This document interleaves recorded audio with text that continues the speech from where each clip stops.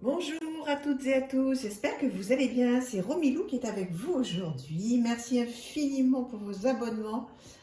Voilà, évidemment, je démarre toujours mes vidéos comme ça. Je ne cesserai de vous remercier et de vous dire combien c'est touchant et combien je suis heureuse d'être avec vous. Donc aujourd'hui, je voulais vous présenter bien, mon coup de cœur 2021 en ce qui concerne le tarot.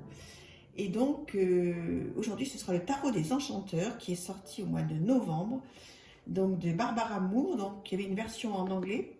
Il est sorti en novembre et là, vraiment un gros coup de cœur. Donc, je le conseille pour les débutants en sachant que, évidemment, pour les gens qui sont déjà bien aguerris, il fera aussi le job, bien sûr.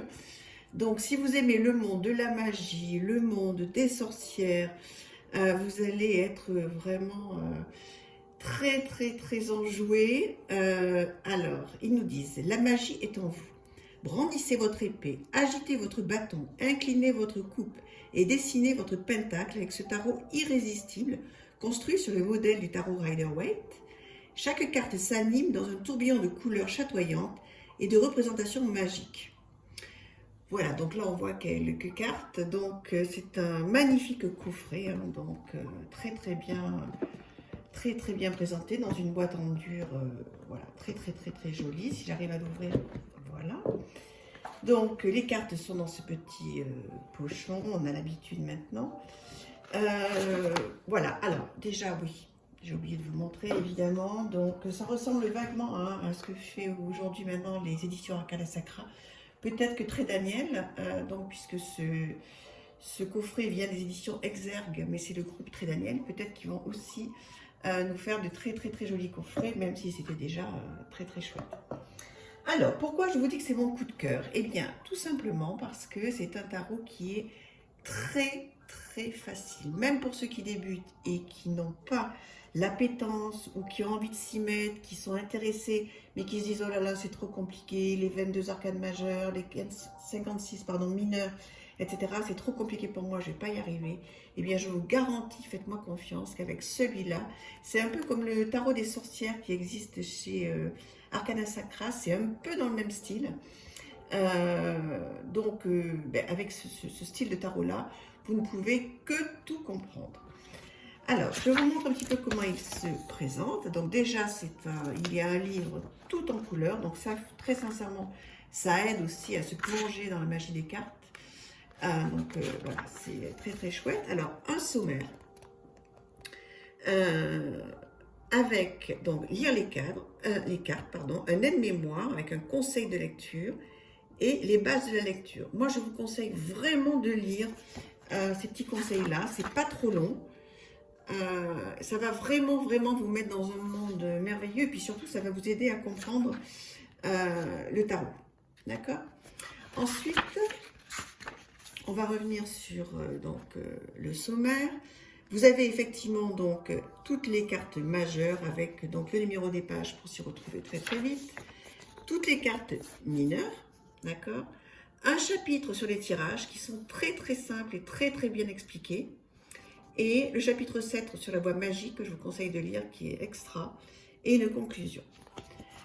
Alors, comment ça se passe? Donc effectivement, comme je vous disais tout à l'heure, une introduction du tarot des enchanteurs.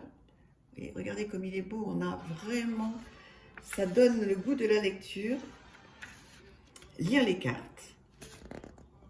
Voilà, avec cette très belle illustration.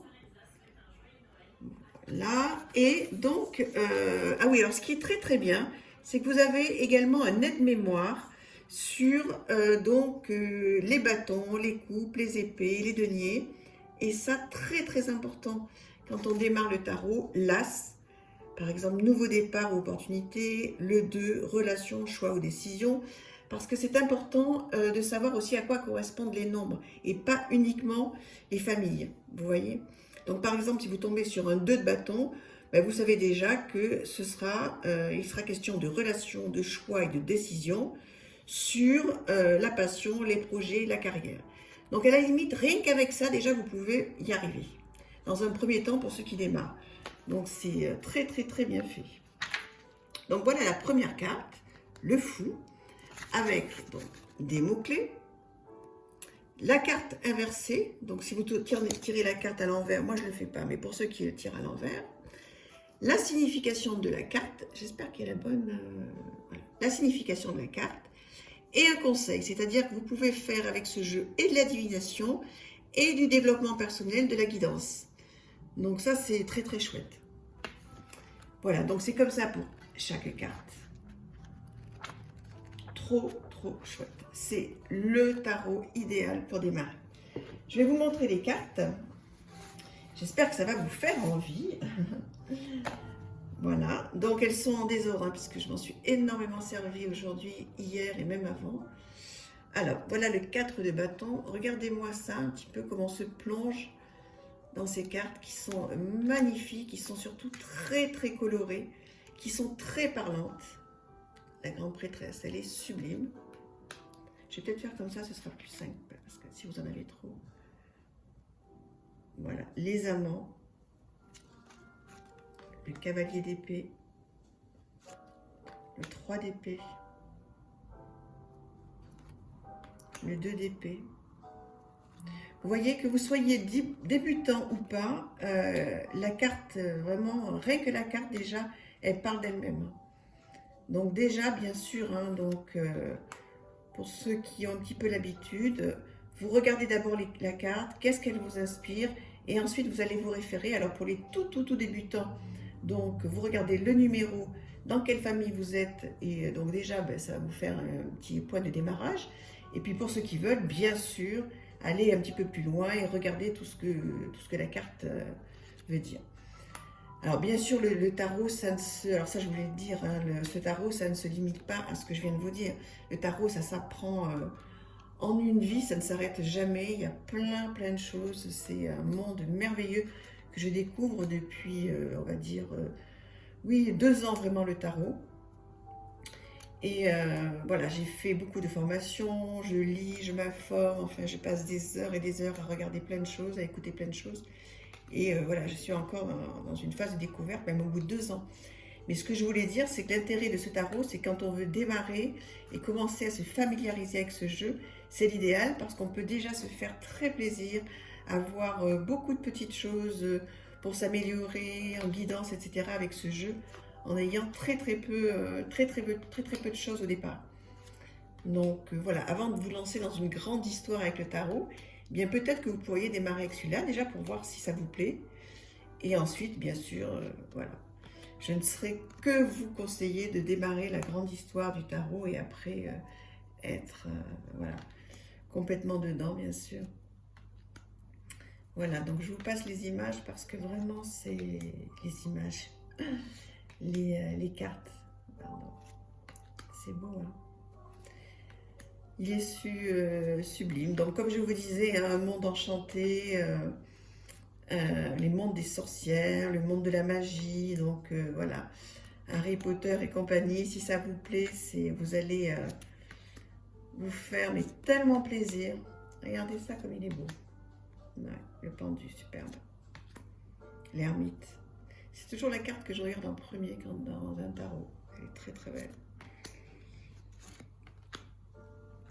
Hiérophante, le pape. Voilà, je vous les passe toutes, hein, parce que si vous ne le connaissez pas, c'est important que vous puissiez vous faire un avis très chouette. Voilà la lune, très belle. On va terminer avec ce petit paquet là, 6 d'épée, 7 d'épée, 3 de bâton, le fou, 4 de coupe, 10 d'épée, coupe, 4 de denier, l'as d'épée. Oh, c'est beau, hein? Oh là. Quel coup de cœur. Pourtant, Dieu sait que j'en ai des tarots, mais là, vraiment, c'est trop bien. Ce que je vous propose éventuellement, pour que vous regardiez un petit peu ce que donne le livre, c'est qu'on tire une carte. Alors voilà, écoutez, il y en a une qui a sauté, donc c'est parfait. Le 9 de coupe. Donc dès là, je vous laisse admirer la carte. pouvez mettre sur pause si vous voulez. Regardez un petit peu déjà qu'est-ce que ça vous inspire. D'accord? Donc, le 9 de coupe, on va regarder qu'est-ce que ça nous dit. Alors, les coupes, elles sont ici, 6, 7, 8.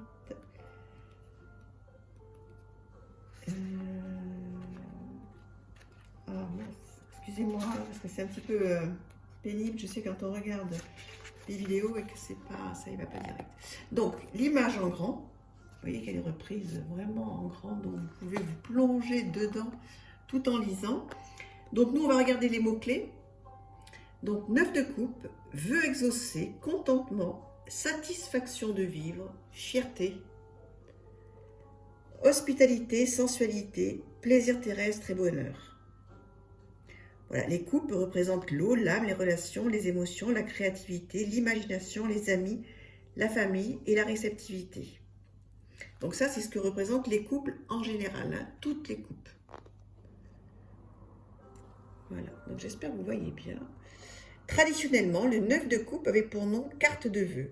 Avant le début d'une lecture, les diseuses de bonne aventure d'autrefois proposaient aux demandeurs de formuler un souhait. Si le 9 de coupe sortait, cela signifiait que celui-ci se réaliserait. L'interprétation moderne est similaire. Vous avez le sentiment que vos souhaits ont été exaucés et estimez les résultats satisfaisants. Cette série étant celle des coupes, le bonheur concerne probablement votre état émotionnel, vos relations, votre créativité. Cette bienveillance n'est pas le fruit du hasard. Vous avez travaillé pour l'obtenir et vous sentez bien sûr de nombreux plans. Mais la vie n'étant jamais statique, ce sentiment de satisfaction sera éphémère. La question est de savoir si vous allez continuer à grandir de manière positive ou enclencher le pilotage automatique. Profitez de l'instant tout en nourrissant vos souhaits, car ils risqueraient de se dissiper ou de stagner.